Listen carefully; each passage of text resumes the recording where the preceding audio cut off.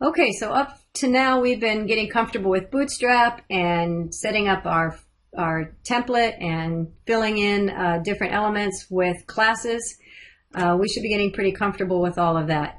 At this point, what I'd like to do is introduce you to how to implement Bootstrap's responsive design. Okay, so I'm back in the getbootstrap.com website, and I've clicked on this CSS tab, and I'm going to click on this grid system.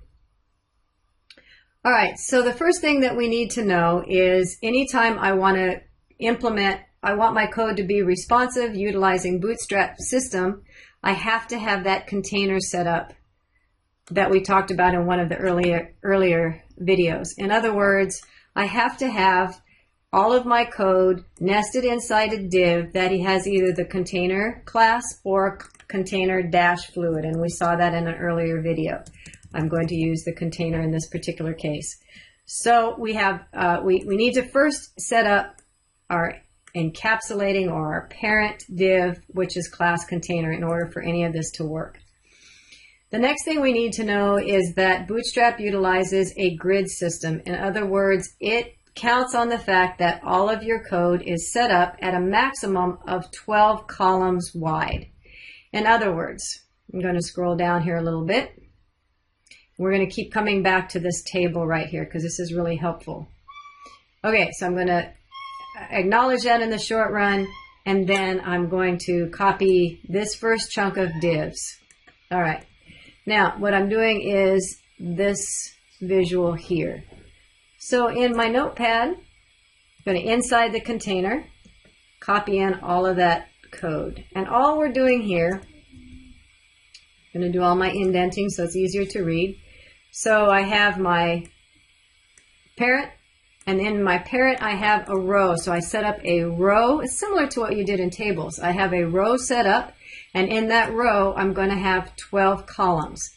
And I know that's 12 because each of these has a class call. I need to have that class call.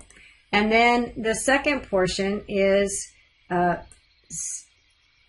setting up, well, we'll get back to this MD part in a minute, but this third part of this is setting up how many columns this particular text is going to take up. So out of the 12 columns that are available, each of this text is going to take up one column wide. And hopefully this will make sense as we go along. So if I show you this on my code, you can see that, in fact, there are 12 columns set up, and all that text takes up one column. So I've got 12 columns across, and that's the maximum amount of columns that are available. Okay, so I want to draw your attention back to this grid and that word MD. So MD is this section right here. So you can see .call -md dash, and then it wants the number, and in this case we use the number 1, saying that all that text is going to take up one column wide. Okay, the idea behind the MD is anything that is this viewport or larger, in other words 992 pixels or larger, is going to receive this formatting, 12 columns wide. If that screen viewport is narrower than that, it's going to default to whatever's below it. And what's below it is this SM setting as well as the XS setting. And what that's the default to that setting is to collapse everything. So all of the columns should be on top of each other. And let's see that happen. So if I made this smaller, you can see that that's automatically stacking. Let me do this for you. So I'm going to go into Inspect Element, and I'm going to click on this little phone looking thing. And then I can also see this happening here. So here I can see 1044 times 1280, but if it was lower than, what was that number? If it's lower than 992, it should collapse. So I'll come back here and say, pick a setting that's lower than 992, and in fact it collapses.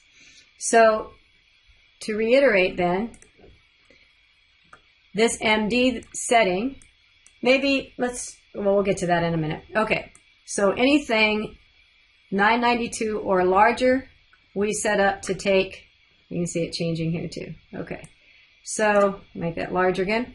All right, so now let's look at this next line of code. So I'm going to copy this second section, which is doing this portion here. So I'm going to erase all of that and start kind of from fresh here. Okay, so let us do the tabbing so things are easier to see. Very important, each time we set up a new row, we make sure we incorporate a div class that is equal to row. And now you see that I have this line of text is taking up 8 columns wide, and this text is taking up 4 columns. Last time we had 12 divs set up, each with 1 as the number. Now we have 2. Again, they're equaling 12. So this amount of text should take up 8 columns, and this amount of text should take up 4. And remember, since it's the MD, anything smaller than, what was the setting here? Anything smaller than 992 then is still going to be stacked. So let's see that happen. I need to save it, and I need to make this, it is stacked, but if I make it larger, then it spreads itself across. So things are looking good so far. All right, so now let's take this the next step. So looking at the column MD8, and we look at the code, we can see that this is going to take up, this text is going to take up 8 columns, this text is going to take up the remaining 4, and then if it's any smaller than that, it's going to default to the stacked version. Well, maybe in the smaller version I don't want it stacked. So let's see what we can do. Again, I can give this more than one class, and I can say, not capital column, when it's small, I want it to take up, maybe this one will take up 6 columns. So when it gets one size smaller, we'll have it take up just the 6. So let's see what happens when we try that. So now that it's smaller, it's taking up 6 and 6, and let's just see what we've got here. We can do it this way. So if it's greater than, let's go back to our chart here.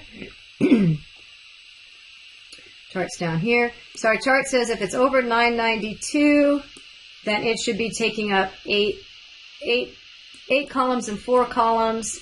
And then the small indicates that if it is greater than or equal to 768, it should take up 6 columns. Each should take up 6 columns. And then if it's anything else, it's going to revert back to the stack. So let's check out those numbers.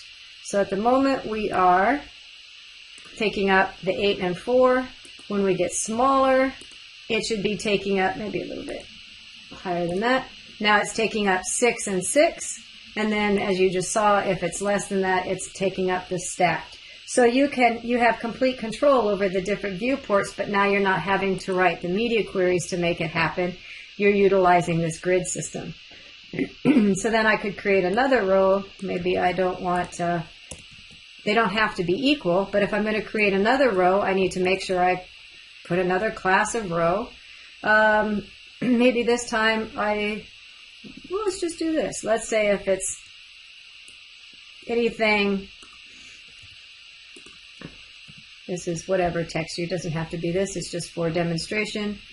We'll put this SM and SM, and now we're saying that if it's 6 and 6, so now we're giving the second row a different layout column than the top one, so it's going to write 2 rows of text. Again, think of a grid. And this time, if it is, again, what is our viewport for SM? If it's greater than 768, see if I can see these both at the same time. There we go.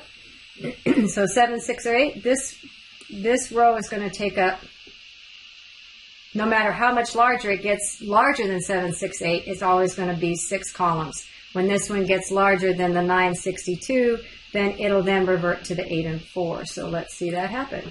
Make sure I save it, which I did not. And now let's refresh our screen and change our viewport sizes. And we should see that they're going to end up being different. There you go. So that's how responsive design works in Bootstrap, by filling things into the grid and defining your grid column widths by your class. you have control over the different media queries without having to write media queries. So then you can just put your content in here and it'll all flow with Bootstrap's help.